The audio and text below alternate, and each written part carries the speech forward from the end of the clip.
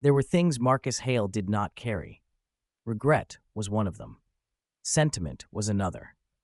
He had made peace with both absences a long time ago, not through therapy or reflection or any of the things people recommended when they thought you needed softening, but through the simple discipline of forward motion. You did not look back. You did not slow down.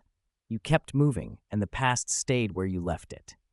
He was 43 years old, and he ran a private investment firm from a glass-walled office on the 22nd floor of a building he partly owned. He was not famous. He had no interest in being known publicly. But in the rooms where decisions were made and money changed hands in quantities that shaped other people's lives, his name carried weight. He was not married. He had not been close to married in 15 years. He had a short list of people he trusted and a much longer list of people he used, and he had never confused the two categories. His assistant, a precise young man named Oliver, managed his calendar with the thoroughness of an air traffic controller. Nothing landed without clearance. Nothing surprised him. He stood at his office window on a Thursday morning, coffee in hand, and looked at the city below. Everything was in order. Everything was always in order. The Thursday moved the way Thursdays did. 9 o'clock, a call with a partner in Frankfurt about a portfolio adjustment that had been debated for 6 weeks and now needed resolution. Marcus resolved it in 11 minutes, which was 9 minutes fewer than the call had been allocated. 10:30, a review meeting with his analysis team. 3 associates, 2 screens of figures, and a presentation that had clearly been assembled late the previous night. He read it faster than they spoke and spent the remaining time asking the questions they hadn't prepared answers for.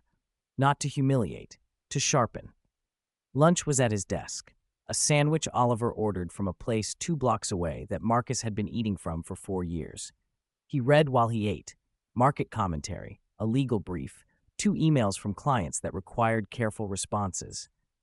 At 2 o'clock, he had a call with a potential new client, a family office looking to restructure, and by the end of the hour, he had decided the fit wasn't right and said so directly. He was home by 6:30. His apartment was quiet and deliberately so. No television, no music unless he chose it. He cooked something simple. He had always cooked alone as a form of thinking time, and ate at the kitchen counter with a report propped against the fruit bowl. The phone buzzed at 8:15. Unknown number. He almost didn't read it. Unknown numbers went to voicemail as a rule. But it wasn't a call. It was a message. That was unusual. People who sent unsolicited messages to his personal number were either confused or desperate, and he had little patience for either. He read it anyway. My name is Simone Adeyemi. You won't remember me, but we met in London, summer, 7 years ago. I have been trying to find the right time to contact you. There is no right time for something like this. I need you to meet someone. Her name is Iris. She is 6 years old. I believe she is your daughter. He read it twice. Then he set the phone, face down on the counter. He stood very still. The kitchen was quiet. The report was still propped against the fruit bowl. The food on his plate had gone slightly cold. He picked the phone back up, read it a third time. The name, Simone Adeyemi. He let it surface. London, a conference he had attended, a function afterwards at someone's house, the kind of gathering he usually left early. He had not left early that night. He remembered her. Not in great detail, but enough. He set the phone down again and looked at the wall for a long time. He drafted 3 responses that night and sent none of them. The first was a request for proof. Clinical, direct, the kind of message you sent when you were treating something as a business problem. He wrote it, read it back, deleted it. Not because it was wrong, but because it was premature. The second was a request to speak by phone before anything else. More reasonable. He kept it for 20 minutes, then deleted it too. The third was nothing, just a question mark, which was not a response at all, and he deleted it immediately. He put the phone in the drawer. He finished the report. He was a disciplined reader, and the report was technically interesting, and he managed to focus on it for 40 minutes before he found himself at the same paragraph he had read 3 times without absorbing. He closed the report. He took the phone out of the drawer. He was not impulsive. He had not made an impulsive decision in years. What made this difficult was not the message itself. He could absorb startling information that was not the problem, but the specific absence of a clear response. There was no precedent in his own operating system for this. A child, 6 years old. He did the arithmetic, the way he'd been avoiding since 8:15. It held. He slept 4 hours. Not badly, just briefly. He woke at 5:15 and lay looking at the ceiling and let his mind do the thing he usually prevented it from doing: run without direction. A daughter. The word sat in the room with him, not demanding anything, just present, in the way that true things were present once you stopped being able to put them away. He thought about Simone Adeyemi as he had known her, briefly, genuinely, in the way that encounters sometimes were when you were both somewhere unfamiliar and briefly unguarded. She had been quiet and intelligent and had a way of listening that felt like attention rather than performance. She hadn't been the kind of person who would do this lightly. He knew that without evidence. He simply knew it. By 6 o'clock, he had made no decision. But by 6:15, when he was standing in the kitchen making coffee, he noticed that the question was no longer whether, but what. Not will I respond, but what do I do with this? That shift was small. It was also the difference between a closed door and an open one. He picked up the phone. He typed, "I remember you. I'd like to talk before anything else. Call me when you're ready." He sent it. Then he drank his coffee and watched the sky get lighter. She called at 9 that morning. Her voice was careful, not cold, but controlled in the way of someone who had rehearsed for this and was now navigating the gap between what they'd prepared and what was actually happening. She told him what she could in 30 minutes. Iris had been born 7 months after Simone returned to Lagos from London. She had not contacted him because between her, and here her voice remained steady, but something shifted slightly underneath it. She had not been sure. Not about the facts. About what contact would mean for a child growing up near the edges of his kind of world. She had been raising Iris alone. Not in poverty. She worked, she managed, she had built something stable, but alone. 6 months ago, Iris had started asking about her father with the focused, returning to it persistence that children deployed when they needed an answer. Simone had told her the truth in the terms a 6-year-old could hold, that her father didn't know about her yet, that they would find the right time. Iris had apparently said, "Then find it." Marcus listened to all of this without interrupting. When she finished, he said, "What does she know about me?" "That you exist, that you don't know her yet. That's all." "When can I meet her?" A pause. "Saturday." "Saturday," he said. He drove himself. That was unusual. He almost always used a car service, but Saturday felt like a day for doing things himself, and he couldn't fully explain why. He dressed plainly. Dark trousers, a gray shirt, nothing that announced him. Simone had suggested a house, hers, in a quiet neighborhood 20 minutes from the city center. Neutral ground, she'd said, familiar to Iris. He had agreed without negotiating, which was not typical of him. He arrived 4 minutes early and sat in the car. He was not nervous, or rather, he recognized that what he was feeling was adjacent to nervous but not identical. It was the feeling of entering a situation without a map. He operated rarely in unmapped territory, and when he did, the absence of familiar handholds produced a particular quality of alertness. He checked his phone. Nothing needed. He got out of the car. The house was modest. Brick, well-kept, a small front garden with a rosemary bush and a terracotta pot that had a child's handprint pressed into it. He looked at the handprint for a moment longer than necessary. He rang the bell. Simone opened the door. She was taller than he remembered, or maybe that was posture. Her eyes assessed him quickly, the professional appraisal of someone deciding whether they had made a mistake. "Marcus," she said. "Simone, come in." He followed her through a narrow hallway into a sitting room that was warm and orderly bookshelves, a low sofa, a child's drawing framed on the wall beside the window.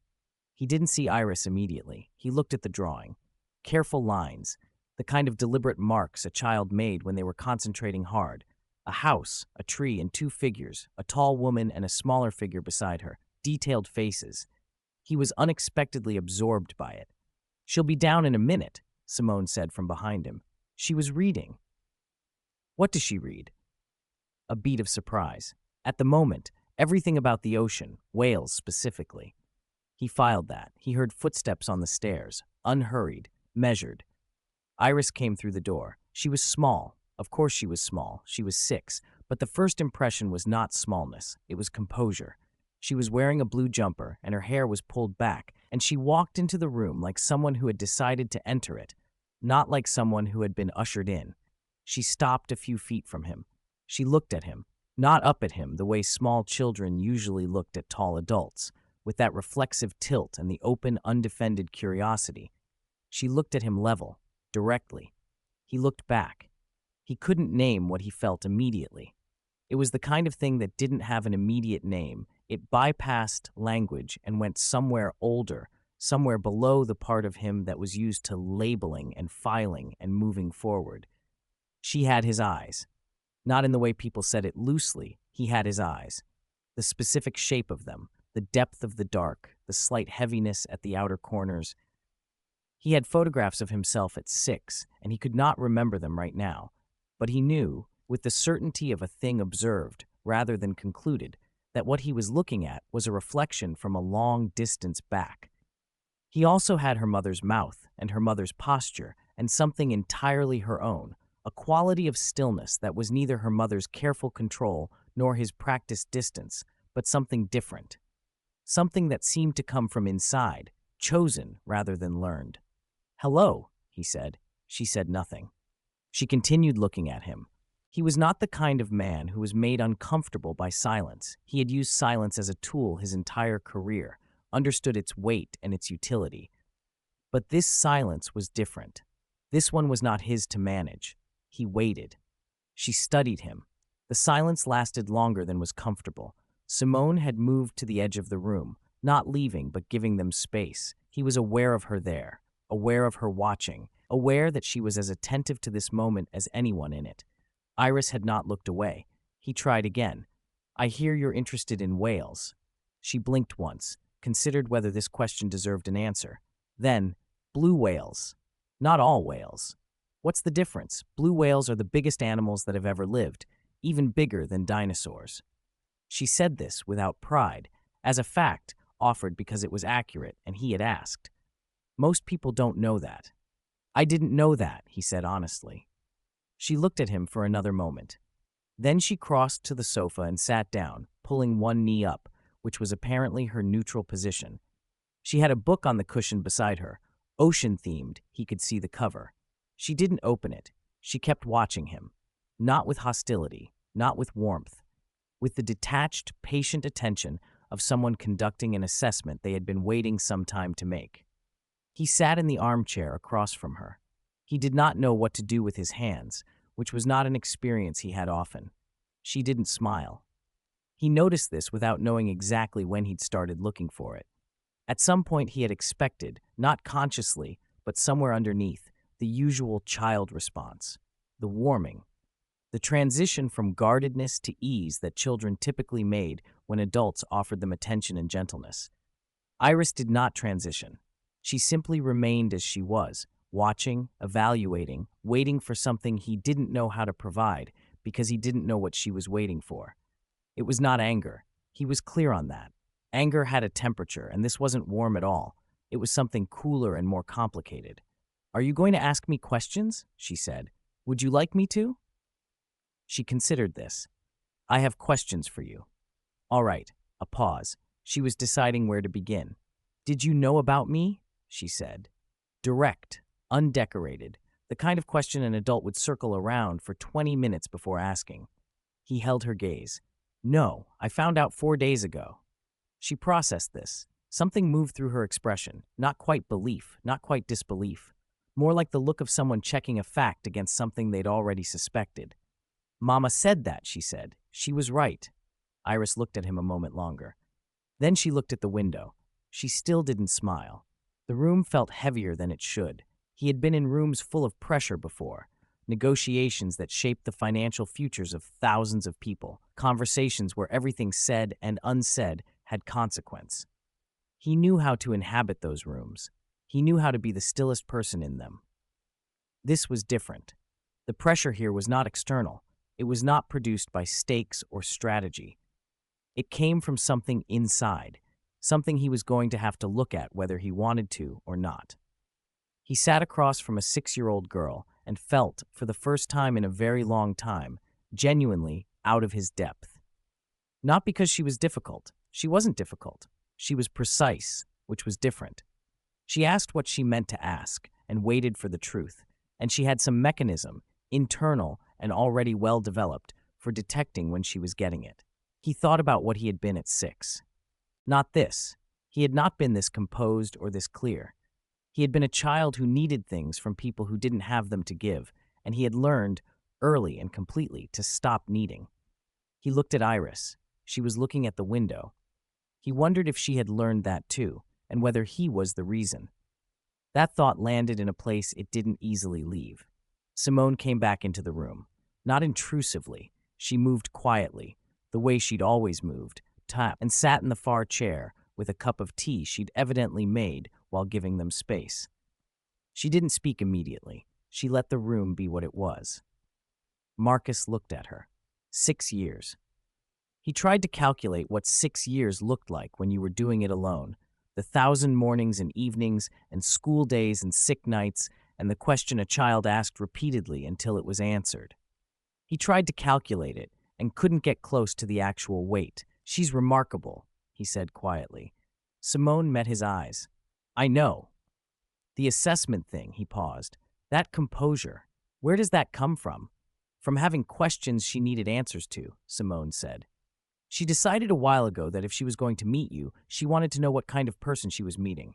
She's 6. She's always been older than her age." A pause. "I don't think that's entirely circumstance." He heard the thing underneath that. He didn't flinch from it. "No," he said, "I don't think it is either." Iris had turned back from the window. She was looking at them both now, the two adults in the room conducting a conversation she was following with complete attention. She said, "Are you going to come back?" The question sat in the air. He looked at her. She was asking it with the same directness she'd used before. No performance around it, no loading it with hope or fear. She asked it the way you asked about the weather. As if the answer was data she needed to organize correctly. He thought about his own history, the things he had not been given as a child, and the things he had consequently not known how to give as an adult. The distance he had built into every relationship as structural rather than personal, a feature, not a flaw. He thought about a terracotta pot with a small handprint pressed into it. He thought about a drawing on a wall with 2 figures, no third. He said, "Yes." Iris looked at him. He said, "I'm not going to promise you things I haven't figured out yet, but I'm going to come back. That one I can promise."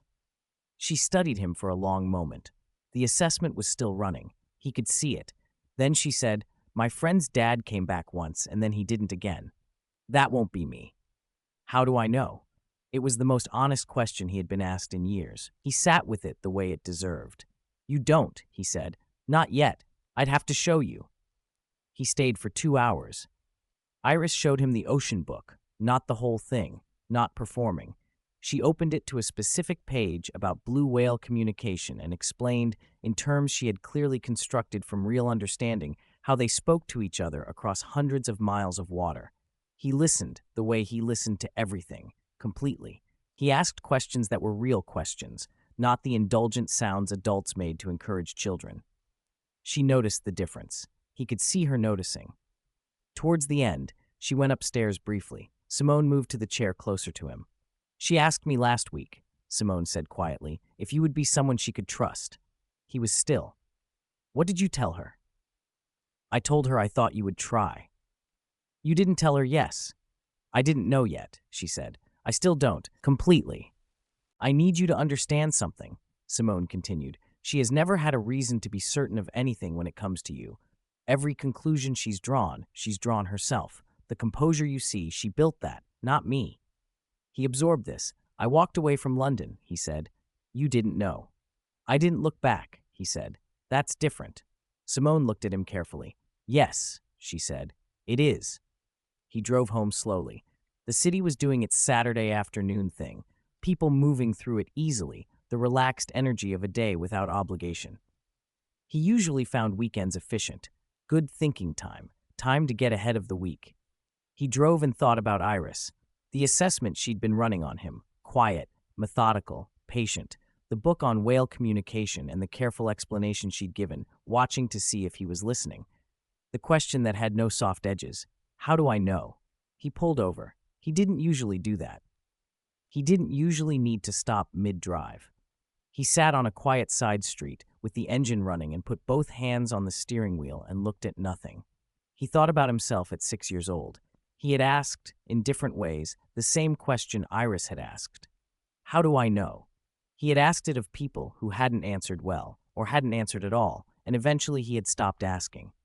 He had made the absence a structure, built walls inside it, became, in time, someone who could walk into a room of powerful people and read it in 30 seconds, but could not have told you what warmth felt like as a fact of daily life.